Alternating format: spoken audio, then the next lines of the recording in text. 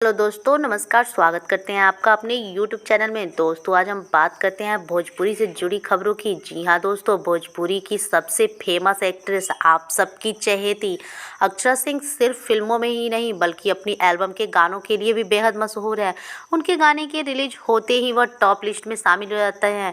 हाल ही में अक्षरा सिंह का भोजपुरी गाना सैया जी दिल्ली जाए ना देवो रिलीज हुआ है। इस गाने में अक्षरा न सिर्फ खूबसूरत ही दिख रही हैं बल्कि अपने एक्सप्रेशन से सबका दिल भी जीत रही हैं। गाने में अक्षरा के पति काम के सिलसिले में दिल्ली जा रहे हैं, तभी उनकी पत्नी को सपना आता है कि उनके पति का किसी और के साथ अफेयर चल रहा है। अक्षरा की आंख खुलती है तो वह डर जाती हैं कि कहीं शहर जाकर उनके पति बिगड़ ना जाए। इसी वजह से वो पति को दिल्ली जाने से मना करती हैं।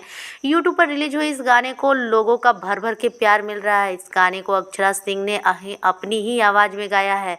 वहीं इस गाने को मृत्युंजय मधुकर और शिव कुमार विक्कू ने लिखा है। गाने का म्यूजिक रोशन सिंह द्वारा दिया गया है। गाना अक्षरा सिंह ने अपने ऑफिशियल यूट्यूब चैनल पर जारी किया है, जिसे अब तक 4 लाख से ज़्यादा बार देखा जा चुका है।